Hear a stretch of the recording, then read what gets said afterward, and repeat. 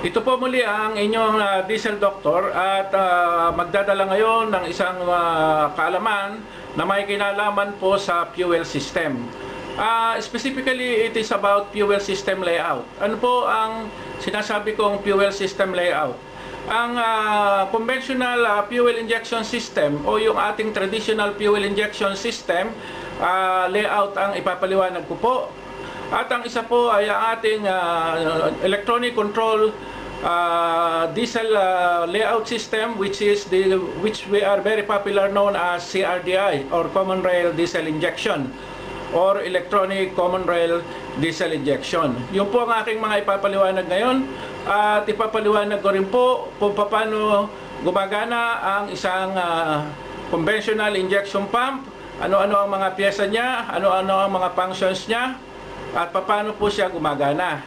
Ipapaliwanag ko rin po sa CRDI ang or in the common rail system is all about some troubleshooting, especially when engine is started and after it installed or huminto po siya after na paandarin natin. Yun po ang ilang sa mga contents ng aking ipapaliwanag ngayon. At sa ating pong pag-uumpisa ay ang una po nating tatalakayin ay about the conventional or the traditional or the old fuel injection system layout. Ito po, papakita ko po sa inyo sa PowerPoint. Ang presentation 1 po ay about the traditional injection pump, inline injection pump, and it comes from the fuel tank as in blue color. Ito po. Papasok po siya sa feed pump at mayroon po siyang ghost filter. Ang ghost filter po ay magsasala ng mga malalaki or little big particles which are taken from the fuel tank. It will be deposited here, and there is a certain time we need to clean this ghost filter. At the same time po ay bobombahin siya ng feed pump or ng ating bomba. At ang ating bomba po ay itatransfer niya sa ating fuel filter. Ang fuel filter po natin ay 20,000 subject for replacement para makasigurado po tayo to make sure that no any dirt can go inside our injection pump. In a blue color still on the low pressure, which is going inside our injection pump body or chamber, fuel injection pump chamber. At this point po ay still low pressure, but after the color has been changed into a violet, it will become high pressure po. And then please move up so we can see the upper portion of this one. So what shall we do is 1 minute, move up so we can see the upper portion. So what are those in the upper portion?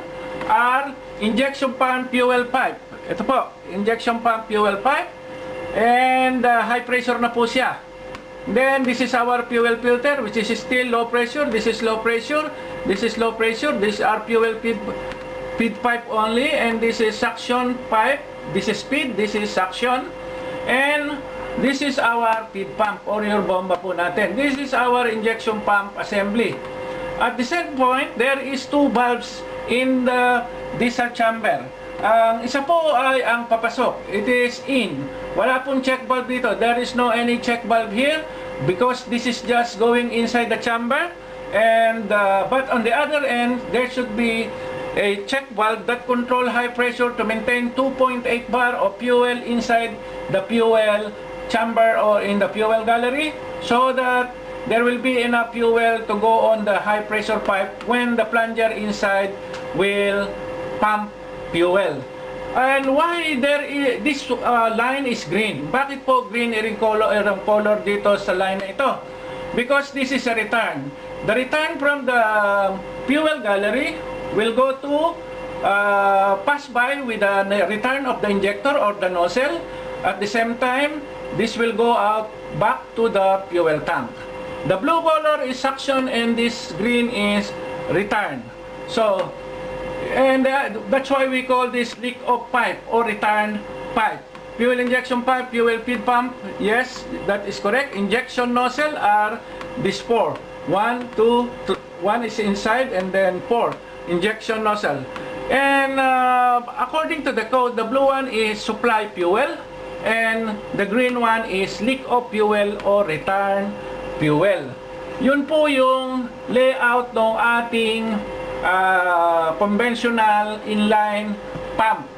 Ganun po ang pagkakasunod-sunod niya. Mula po rito, hihikitin, dadaan po siya ng fuel separator.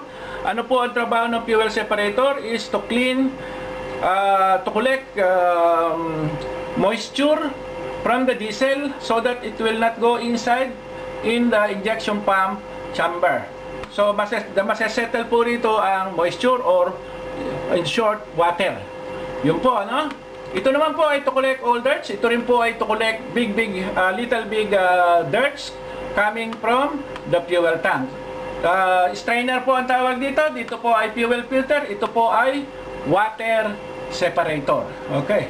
So, I hope clear na po ang layout ng ating conventional injection pump, inline injection pump. At ngayon naman po, ang ipapakita ko sa inyo ay yung mismong injection pump. Ito po. Yung mismong injection pump, ano-ano po ang mga laman niya sa loob. Ito po yung ating injection pump. Ito po. Ano-ano po yung laman niya sa loob. Ang unang-una po sa gawing ilalim, at saka dito po sa gawin na to, ito pong gear na ito ay automatic timer. Tinatawag po natin automatic timer. Ito pong group na ito ay timer assembly. Ito po ang responsible ng pag-adjust and retard, advance and retard of the timing, and of course to connect to the engine side. Ito po ang ating timer assembly. Ito pong group na ito, mula rito hanggang dito po ay ating injection pump body. What are inside the injection pump body? Ano-ano po yung ating mga nasa loob ng injection pump body? Ito, tingnan po ninyo rito at ipapakita ko po kung ano-ano ang nasa loob ng injection pump body. Nandun po sa loob niya ang camshaft o tinatawag nating camshaft. Ito po yung ating mga camshaft tappet or tappet po. Ito po yung ating plunger spring. Okay? Ito po yung lower spring seat. Ito po yung ating plunger. Ito po yung ating barrel. So, magkasama po sila pag i-deliver. They are delivered in one assembly as plunger and barrel. Ito po yung plunger and barrel. This is upper spring seat. This one is upper spring seat. And this is control sleeve. And this is control rack. Ito po, yung may mga ngipin-ngipin sa likod na yun ay tinatawag natin control rack. At ito po ay control sleeve or sleeve control. Sa ibabaw po ng plunger, on the upper portion of the plunger is a delivery valve. Ito po yung delivery valve. Ang delivery valve po ay to maintain high pressure. When the pressure is pumped out already, it will not come back again because of the delivery valve and kept high pressure on the pressure line. Ito po, delivery valve holder po ito. Ito mga ito, delivery valve holder. Dito po sa loob ay delivery valve and delivery valve spring. Okay, yun po yung mga laman sa loob. Ito, delivery valve, plunger po ito, plunger and barrel, timer assembly. And then, ano naman po yung isang area na nandito? Yung isang area. Ito pong isang area to ay governor assembly or injection pump governor assembly. Okay. Ang governor assembly po ay mayroong flyweights sa loob at meron din pang mga links para magsilinyador at andito rin po yung mga adjustment ng ating fuel. Ang governor po ay isang nag-govern ng speed, which the governor is the one responsible for governing the speed of the engine from idling to high speed. And in between idling and high speed is in the minimum speed, he is the one responsible for controlling all of this about engine speed. Without the good operation of the injection pump governor, engine will not run smoothly. It will be sluggish or in the maximum extent, this will winds up. Okay? Yun po yung ating may kinalaman sa injection pump o mga piyesa ng ating injection pump. Okay? So sana po ay malinaw sa inyo ang mga sumusunod, ang mga piyesa ng ating injection pump na aking ipinakita. Ngayon naman po ang ipapakita ko sa inyo ay about common rail fuel layout. Ito po, babalik po tayo doon sa fuel sa common rail. Dito po, babalikan po natin yung common rail para ito naman po ang ipapaliwanag ko sa inyo. Ito naman po ang common rail layout. Ito po ang medyo palitin po natin para makita natin mabuti. Ito po, so it's become very small, so I will just move it up so you can see the lower portion, and then we will go up with the upper part. Okay, yan po. So what are those insides? On the lower side are the following. So we have the supply pump. Ito po yung ating supply pump. At what are the parts inside the supply pump? We have the suction control valve. Ito po yung ating suction control valve. Suction control valve is responsible for metering of fuel, and this is responsible for supplying fuel to the injection pump. Okay, suction control valve in a term of duty cycle. Okay, temperature sensor, just very close to the suction control valve, is a temperature sensor which is used by our ECU for determining the thickness of the fuel, which is used for fuel calculation. Okay, yun po ang nandun sa loob ng ating supply pump. And of course, the supply pump draws fuel from the fuel tank in a blue color. It will come inside the feed pump and then transfer to the suction control valve, and suction control valve deliver it to the plunger side here, and then here. This is the plunger are inside here, and then it will go under high pressure at red color to the rail or the common rail. Yun po. So pagka po lumipat na yung high pressure fuel, it will go and deposited to the common rail.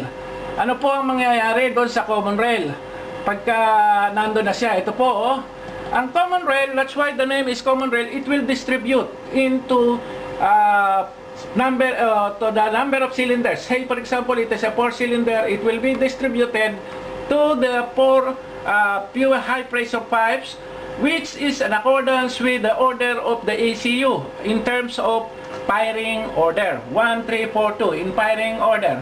What you will find inside the common rail are pressure sensor is number 1. We need pressure sensor so that the ECU understand how much is the rail pressure, which maybe it is a low, maybe it is a very high.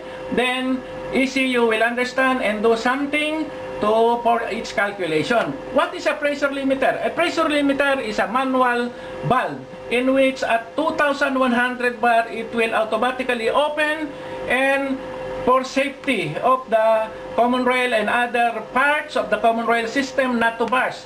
So 2,150 po ang rail pressure. Automatically it will open and reduce the pressure inside the rail, and when it reaches to 500 bar it will stop and continue developing pressure slowly until it reaches again to the 1,800 bar requirements. 1,800 bar requirements po. Okay, so yun po ang makikita natin, rail pressure sensor and pressure limiter. And all those high pressure pipes will go to the injector, individual injectors. But I told you in terms of firing order. So ano naman po yung makikita natin sa injector? Injector are there is a solenoid in the injector which is come from the engine ECU, which order the ECU, the injector to open at a certain time. Okay. And this is our engine ECU. The order come from the engine ECU in an orange line to open. Okay. And at the same time, there is also return. That's need to return back to the fuel tank. And at the same time, the supply pump return will go together and all go back to the tank. This is our piston, this is our injector. Okay, this is direct injection. Showing in here is a direct injection type. Okay, now this is our engine ECU. What are the different sensors that give information to the engine ECU? Engine speed, accelerator opening, throttle opening, turbo boost pressure, atmospheric air pressure, coolant temperature, airflow, fuel temperature, rail pressure sensor, and many more. Those are the sensors that are giving information to the engine ECU, and at the same time, after the engine ECU make the proper calculation based on the sensor signals and sensor information, he will send to the actuator to do the actual spray, which is the actuator is your injector and your solenoid. Okay, fuel system legend. What are the legend? If all the red are high pressure line, all the blue are low pressure, and fuel return is another red or like violet. Okay? So yun po ang bumubuo ng ating schematic fuel system layout of SCR-DI. Okay? So I hope na may meron po kayong maunawaan sa mga pinaliwanag ko, at sana po ay ulit-ulitin ninyo para inyong makuha ang aking gustong iparating sa inyo. Ngayon naman po ay may isa akong troubleshooting hints na iginayak para sa inyo. Karagdagan po ito, atin pong pag-aralan. Ito po. Ang troubleshooting hints po, gaya ng may mga nagtatanong po sa atin, mayroon pong mga kaso na nagtatanong sa atin, matapos daw pong paandarin ng makina ay bigla na lang mamamatay, kaya ay magmiminor at mamamatay. Pero madali po siyang paandarin. Ano-ano po ang mga troubleshooting hints kung ganito po ang ating nararamdaman? Engine stall after starting or when idling. Okay? Madali po siyang paandarin, pero pagkatapos umandar o kung nakaminor na po ay biglang mamamatay. Ang mga troubleshooting hints po ay ang mga sumusunod. Ano po ang mga check items? Ito po, yung check items. Electrical wiring. Check po natin mga wire, baka po merong loose, merong corroded, merong putol. Suction control valve, check po natin, baka po siya ay tinatamad, na gumalaw. So kailangan po nating check upin. At kung meron po tayong scanner, ay tingnan po natin kung may code na lalabas. At yung pong fuel contamination is very important po. Baka contaminated ang fuel with water or with any other dirts o contamination. At kung ang ating pong injector ay malakas masyado ang backleak o yung ating return, ay ganun po ang nangyayari. So most probably po ang mga problema ay maaaring sa electrical wiring, suction control valve, contamination of fuel, and injector return or leakage is high. Mataas po. Mas mataas po yung bumabalik kaysa po doon sa pumupunta sa makina. Kaya po parang kung ating titingnan ay para po siyang kinakapos. Yun po ang ibig sabihin. Kasi po malakas yung return. May diferensya na po yung mga valve dito sa loob ng injector. Kaya po yung return mas malakas kaysa ron sa pumupunta rin eh. Yun po. Ito po yung ating suction control valve. Fuel temperature sensor po ay nasa gilid ng ating suction control valve. Gaya ng paliwanag ko, importante po siya for fuel calculation. Suction control valve or SCV, nandito po siya. At ito po yung ating fuel tank. Papasok po ito at pabalik naman din eh. So ang ating rail po ay ganun pa rin po, may pressure limiter at rail pressure sensor. Ang mga supporting sensors po ay nandiyan before ECU, and then the ECU will send order to the actuator, which is the injector solenoid. Ang gaya po ng sabi ko, at the same time ganun din po sa ang ating injector. Yun po ay ang isa sa mga troubleshooting hints na as additional for today. In the next presentation, I will show you, or I will give you more troubleshooting hints regarding common rail. The injection pump, which is the one is drawing fuel from the feed pump and send it to the fuel filter. When the fuel is already supplied to the fuel filter, after cleaning, it will go inside to the fuel injection pump fuel chamber, and at the same time it will be pumped by the plunger and it will go out to the delivery valve. the delivery valve controls high pressure fuel before delivering it to the high pressure pipes, and these high pressure pipes is also connected to the individual injectors. Say this is a 4-cylinder, we have 4 injectors in line here, so that it will spray fuel according to the acceleration amount of the driver. Like for example, this is our accelerator, which is pull. When we pull like this, it will accelerate and it will increase the fuel delivery. And you can find also the shut-off here, and it is electronic controlled. As you can see, there is now the motor. When this motor is actuated and supplied voltage, it will pull this lever and off the engine. Okay, once we switch off the key, it will return back to normal full load side, so it will start again.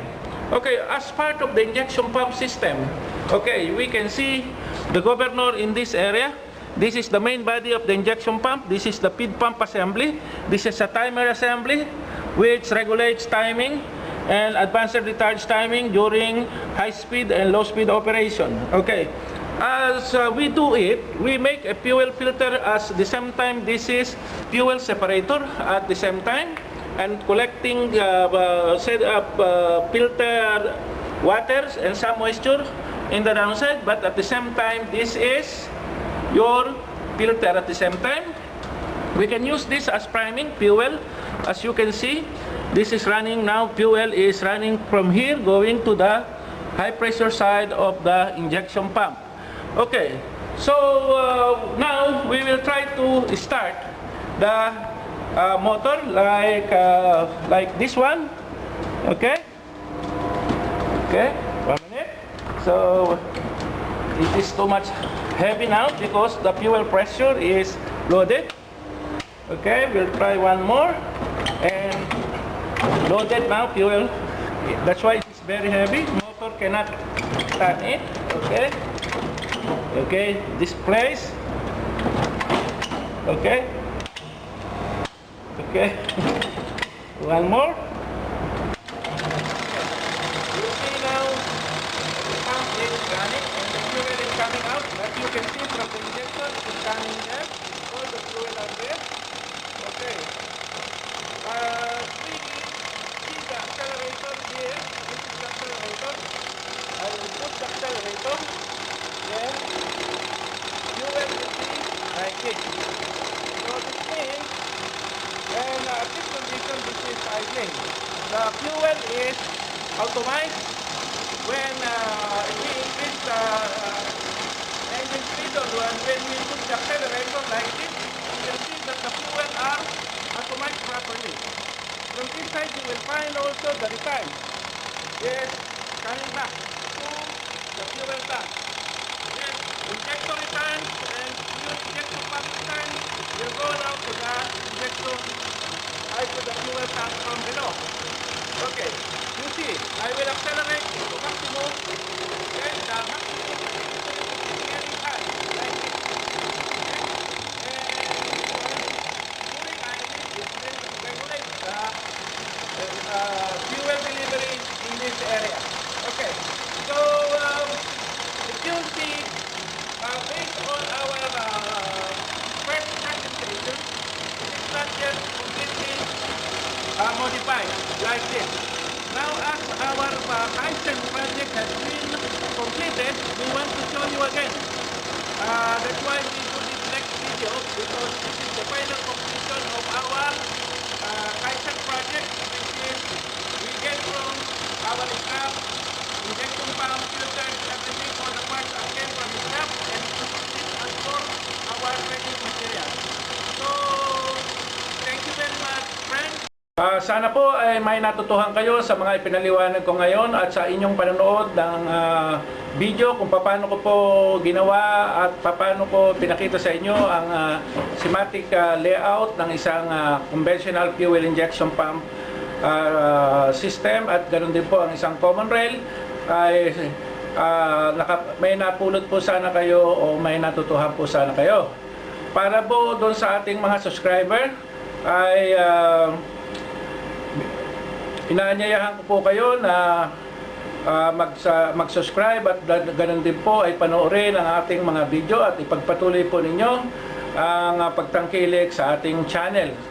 Doon po sa may mga request na topic ay welcome po kayong lahat. Ganun din po sa mga nagtatanong na kahit ano po ma-start may kinalaman sa makina, ma-electronics po siya o ma-conventional po siya, ay atin pong sasagutin sa abot po ng ating makakaya. Sa pagkakataon pong ito ay sasamantalahin ko ang pagkakataon upang batiin ang mga sumusunod. Gaya po ay binabati ko po si Paring Onyok at Lola Edith ng Pasig City, Iloilo. Salamat po sa antik na plancha. Ganun din po, advance happy birthday po kay Maring Linda ng Barangay Hines Viejo, Pasig City. Kumusta po kayo? At ganun din po kay Sinamay Dibalucos Santos na magdaraos ng kanyang kaarawan. Advance happy birthday po ng taga Dubai, UAE. Best wishes and more blessings po sa inyo. Okay, binabati ko rin po si Rebel Magbuhos. Ingat lagi dyan. Ito po muli ang inyong diesel doctor at nag-iiwan sa inyo ng isang magandang hapon po sa ating lahat.